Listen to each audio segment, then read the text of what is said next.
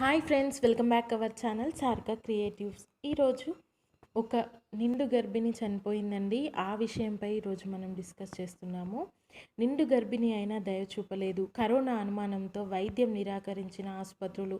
5 గంటల పాటు అంబులెన్స్లోనే గర్భిణి నరక యాతన. చివరికి అంబులెన్స్లోనే ప్రాణాలు వదిలిన యువతి. కడుపులో బిడ్డ కూడా మృతి. కరోనా ఉందన్న అనుమానంతో ఏ ఆసుపత్రి కూడా వైద్యం అందించేందుకు ముందుకు రాలేదు. వైద్యం కోసం నగరమంతా 4 ఆసుపత్రుల చుట్టూ తిరిగినా ఏ డాక్టరు కనికరించలేదు. బోసి నవ్వుల పాపాయికి జన్మనివ్వాల్సిన ఓ నిండు గర్భిణి 5 గంటల పాటు నరకయాతన పడి చివరకు అంబులెన్స్లోనే ప్రాణం విడిచింది. ఈ హృదయ విదారక ఘటన అందరినీ కంటతడి పెట్టించింది. నాచారం మల్లాపూర్ నాగలక్ష్మి నగర్కు చెందిన తిరుమలరావు భార్య పావని. వయసు 22 సంవత్సరాలు, 8 నెలల గర్భిణి. స్వల్ప అస్వస్థతో గురువారం స్థానిక ప్రభుత్వ ఆసుపత్రికి వెళ్ళింది. సిబ్బంది గట్కేసర్లోని ప్రభుత్వ ఆసుపత్రికి వెళ్లాలని సూచించారు. లాక్డౌన్ సమయంలో ఎలా వెళ్లాలో తెలియక చివరకు ఇంటికి వెళ్ళిపోయారు. అయితే అదే రోజు రాత్రి పావనికి దగ్గు ఎక్కువ కావటంతో శుక్రవారం ఉదయం 6 గంటల సమయంలో మల్లాపూర్లోని ఓ ప్రైవేట్ ఆసుపత్రికి తీసుకెళ్లారు. అక్కడ సిబ్బంది బెడ్స్ ఖాళీ లేవని మరో ఆసుపత్రి పేరు చెప్పి పంపించేశారు. పావని పరిస్థితి ఆందోళనకరంగా ఉండటంతో మల్లాపూర్ నుంచి హుటాహుటిన అంబులెన్స్లో నేరుగా ఎల్బీ నగర్లోని ఓ ప్రైవేట్ ఆసుపత్రికి తీసుకెళ్లారు. అక్కడ కూడా నిరాశ ఎదురైంది. బెడ్స్ ఖాళీ లేవని వేరే ఆసుపత్రికి వెళ్ళమంటూ కుటుంబ సభ్యులకు చెప్పటంతో వెంటనే సమీపంలో ఉన్న మరో ప్రైవేట్ ఆసుపత్రికి తీసుకెళ్లారు. అక్కడ పావనికి వైద్యం అందలేదు. ఆమెకు కరోనా లక్షణాలు ఉన్నాయని, ఇక్కడ వైద్యం అందించడం కుదరదని వేరే ఆసుపత్రికి తీసుకెళ్లండి అని చెబుతూ బయట నుంచే పంపించేశారు. ఈలోగా పావని పరిస్థితి మరింత విషమంగా మారింది. కూతురి పరిస్థితి వివరించి ప్రాణం కాపాడాలని ఆసుపత్రి వర్గాలను ఎంత వేడుకున్నా ఎవరూ కనికరించలేదు. దీంతో చివరకు కోటి మెటర్నిటీ ఆసుపత్రికి వెళ్లారు. ఉదయం 6 గంటల సమయంలో వారు బయలుదేరగా కోటి ఆసుపత్రికి చేరుకునేసరికి ఉదయం 11 గంటలు కావచ్చింది. అయితే అక్కడ కూడా సిబ్బంది వెంటనే స్పందించలేదు. దీంతో ఆసుపత్రి బయటే చాలాసేపు అంబులెన్స్లోనే నిండు గర్భిణి కొట్టుమిట్టాడింది. కుటుంబ సభ్యులు వేడుకోవటంతో ఎట్టకేలకు వైద్యులు వచ్చి చూసేసరికి అంబులెన్స్లోనే పావని విగత జీవిగా కనిపించింది. తల్లిని ఎలాగో కాపాడుకోలేకపోయాం, కనీసం కడుపులో ఉన్న శిశువునైనా కాపాడాలని ఆసుపత్రి వైద్యులను కుటుంబ సభ్యులు కన్నీరు మున్నీరై వేడుకున్నారు. ఇంత జరిగినా వారిలో జాలి కలగలేదు. ఉన్నతాధికారులను సంప్రదించాలని చెబుతూ కాలయాపన చేశారు. సమయం మించిపోవటంతో తల్లితో పాటు కడుపులో ఉన్న బిడ్డ కూడా ప్రాణాలు కోల్పోయింది. అసలు తన కూతురుకు కరోనా నిర్ధారించకుండానే కేవలం అనుమానంతోనే ఆసుపత్రులు వైద్యం నిరాకరించాయని, ఆసుపత్రులన్నీ తిప్పించి చివరకు తన బిడ్డను దూరం చేశాయంటూ పావని తల్లి రోధించిన తీరు అందరినీ కలిచివేసింది.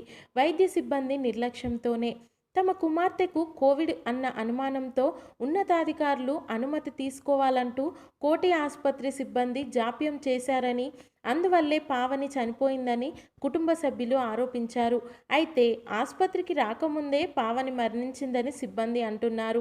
విషయం తెలుసుకున్న సుల్తాన్ బజార్ పోలీసులు పరిస్థితిని సమీక్షించారు.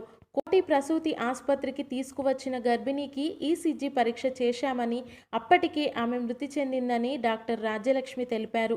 తమ ఆసుపత్రిలో అరగంట పాటు వైద్యుల కోసం వేచి చూశారన్నది తప్పుడు ఆరోపణ అన్నారు.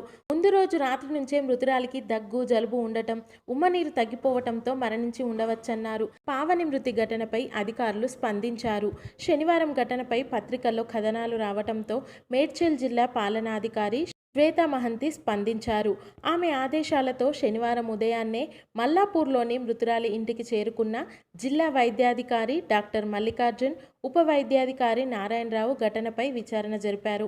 పావని ఆయాసంతో ఆసుపత్రికి వెళ్ళగా కరోనా అనుమానంతో చేర్చుకోలేదని, మరో ఆసుపత్రుల్లో పడకలు లేక, ఇంకో దవాఖానాలో ఆక్సిజన్ సదుపాయం లేక చేర్చుకోలేదని నివేదికలో పొందుపరిచినట్లు జిల్లా వైద్యాధికారి తెలిపారు. ఉప్పల్ తహసీల్దార్ గౌతమ్ కుమార్ ఇది ఆసుపత్రుల నిర్లక్ష్యంతోనే జరిగిందని స్పష్టం చేశారు. కోవిడ్ అనుమానంతో చేర్చుకోకపోవటంతో మృతురాలు మానసికంగా కుంగిపోయారని, భయంతోనే ప్రాణాలు వదిలారని పేర్కొన్నారు. దీనిపై కలెక్టర్కు నివేదిక పంపామన్నారు. డయల్ 100కి కానీ ప్రభుత్వ యంత్రాంగాన్ని కానీ సంప్రదించాల్సిందన్నారు. తల్లి శిశువును వేరు చేసి ఆఖరి ఘట్టం మృతురాలు పావని శిశువు అంత్యక్రియలు శనివారం ఉదయం మల్లాపూర్లోని శ్మశాన వాటికలో జరిగాయి. శుక్రవారం అర్ధరాత్రి ఓ ప్రైవేట్ వైద్యుడి సాయంతో ఇంట్లోనే తల్లిని బిడ్డను వేరు చేసినట్లు కుటుంబ సభ్యులు తెలిపారు. పాప పుడుతుందనే నమ్మకంతో తల్లి ముందే చెప్పులు కొనగా కడుపు నుంచి వేరు చేసిన శిశువు అమ్మాయే కావటం అందరినీ కంటతడి పెట్టించింది. చనిపోయాక లేదా కరోనా 5 ఆసుపత్రుల్లో కరోనా అనుమానంతో నా బిడ్డను చేర్చుకోలేదు. మరి తల్లిని బిడ్డను వేరు చేసేటప్పుడు కరోనా అడ్డు రాలేదా అంటూ పావని తల్లి నీలవేణి ఆవేదన వ్యక్తం చేశారు. అందరూ నా బిడ్డను చంపేశారంటూ కన్నీరు మున్నీరయ్యారు. కాటికాపరి మానవత్వం. ఈ విషాదాన్ని చూసి చలించిన మల్లాపూర్ శ్మశాన వాటిక కాటికాపరి రమేష్ ఉచితంగా అంత్యక్రియలు చేశారు. గతంలో ఇలాంటి ఘటనే ఎదురైతే తన తండ్రి ఇలానే చేశారని, నేను ఇదే కొనసాగిస్తానంటూ తల్లి దహనం, శిశువు ఖననానికి ఖర్చు అతనే భరించాడు. అనాదిగా వస్తున్న ఆచారమే. మల్లాపూర్కు చెందిన పావని అనే గర్భిణి చికిత్స అందక మరణిస్తే శ్మశాన వాటికకు తీసుకెళ్లగా అంత్యక్రియలు చేయమని చెప్పటంతో ఆ ఆచారం మరోసారి చర్చనీయాంశమైంది. శ్మశాన వాటిక వద్ద గర్భిణుల నుంచి బిడ్డను వేరు చేస్తేనే దహనం చేస్తామంటూ కాటికాపర్లు తేల్చి చెబుతున్నారు.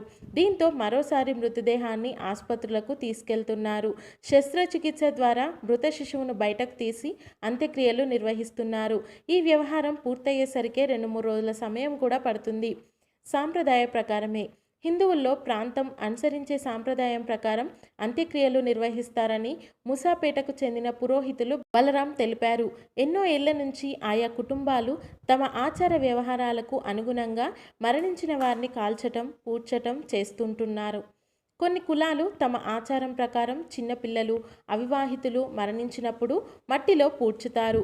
గర్భిణీలు కడుపులో శిశువును తల్లితో పాటు దహనం చేసేందుకు ఇవే ఆచారాలు అడ్డు వస్తుంటాయి. అందుకే బిడ్డను వేరు చేసి పూడ్చుతారు, తల్లి శవాన్ని కాల్చుతారని పేర్కొన్నారు.